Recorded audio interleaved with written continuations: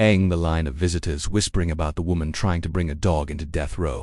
What no one realized was that Duke carried a secret that could unravel one of the largest judicial conspiracies in Florida's history. Before diving into this extraordinary story of loyalty and justice, take a moment to imagine the unthinkable: a dog holding the key to someone's life. You're about to discover how the bond between a condemned woman and her dog exposed a deadly plot.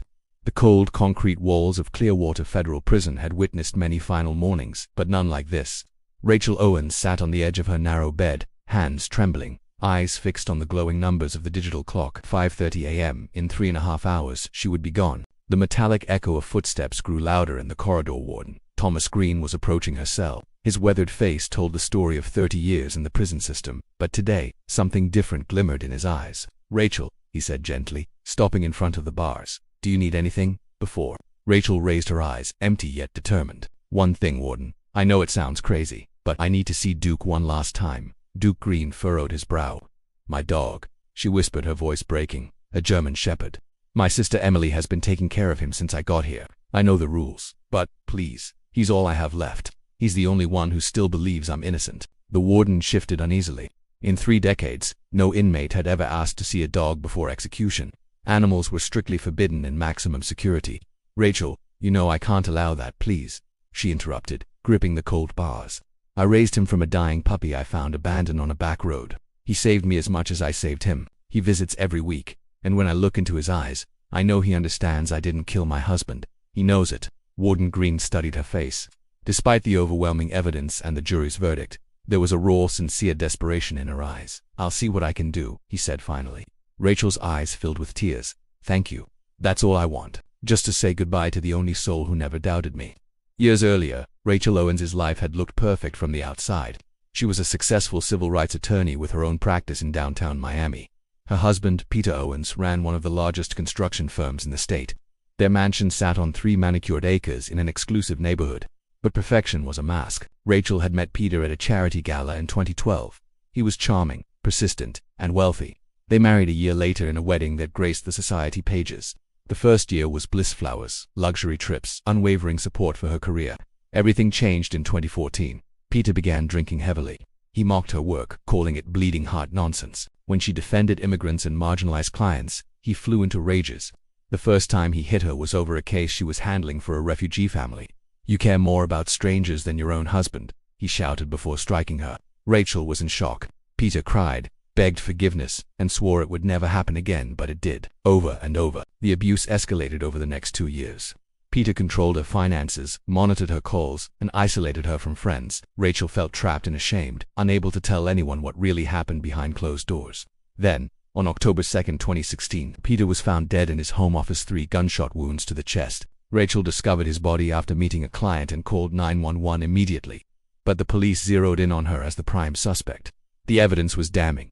Her fingerprints on the gun, gunpowder residue on her hands, neighbors reporting constant fights.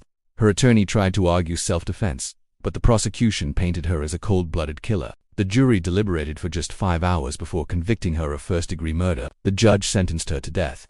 That cold February morning in 2015, Rachel first met Duke, driving home from court. She spotted what she thought was debris on a rural road, but it was a bleeding, malnourished German Shepherd, barely alive. She wrapped him in her coat and rushed him to Dr. Marcus Hayes, the local vet, who spent hours saving the dog's life. From that day on, Duke became Rachel's shadow. He sensed every argument, standing between her and Peter whenever tensions rose. When Peter hit her, Duke licked her tears. He was the only comfort in a house that had become a nightmare. After Rachel's arrest, her sister Emily took Duke in and brought him to the prison for visits. Each week he pressed his nose to the glass and whined softly, as if he knew she didn't belong there. When Rachel begged to see him one last time, Warden Green hesitated. No animals were ever allowed in maximum security. But something in her desperation felt genuine. He made the risky call. Duke would be allowed in under strict security, unaware that this decision would change everything. The next morning, Emily arrived with Duke in his crate. The prison vet, Dr. Hayes, ran a thorough inspection. Duke stayed perfectly still until the vet found a tiny surgical scar behind his ear. A quick X-ray revealed a small rectangular object implanted under the skin. It wasn't a microchip. It was a hidden device. Condensed and rewritten blocks 9 to 12. English. The X-ray revealed a small electronic device hidden inside Duke's neck. Warden Green ordered a full lockdown of the exam room. With Emily watching in shock, Dr. Hayes performed a minor procedure and extracted the object, a tiny, sealed micro SD card. When the forensic technician plugged it into a laptop, dozens of audio files appeared. The first recording froze the room. Peter Owens's voice, alive and plotting. "Are you sure this will work?" he whispered. Another voice, firm and cold, replied, "Trust me, once we're done, everyone will believe you're dead and Rachel will take the blame." Recording after recording exposed the conspiracy. Peter, the prosecutor Alan Knox, and Detective Linda Myers had staged Peter's murder. They had killed a homeless man with the same build as Peter, planted Rachel's fingerprints on the weapon, and even prepared fake forensic reports. One file revealed Peter's true motive. He had embezzled millions from government contracts and needed to disappear before federal investigators caught him.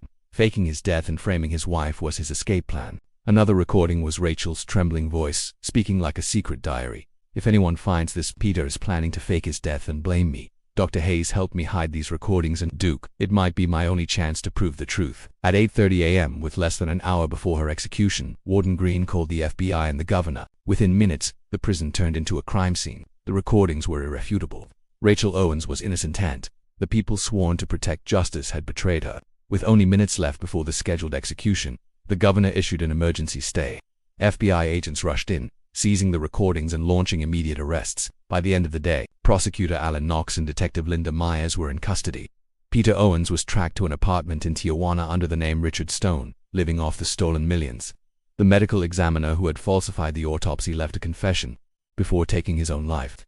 Rachel Owens walked out of Clearwater Federal Prison, a free woman, after 18 months on death row. Cameras flashed as she stepped outside, but she said little, only knelt to hug Duke, whispering, "You saved my life, boy. You never stopped believing in me." The case shook the nation. Peter was extradited, tried for murder and fraud, and sentenced to death. Knox received life without parole, and Myers was sentenced to 25 years. Rachel used part of her compensation to launch the Owens Foundation for Justice, helping women escape abuse and fighting wrongful convictions. Dr. Hayes started a therapy dog program for prisoners, inspired by Duke's loyalty. A year later, Rachel and Duke stood on the land of a new sanctuary for rescued animals and legal aid for the wrongly convicted. Facing the crowd, Rachel spoke firmly. "A year ago, I was on death row for a crime I didn't commit.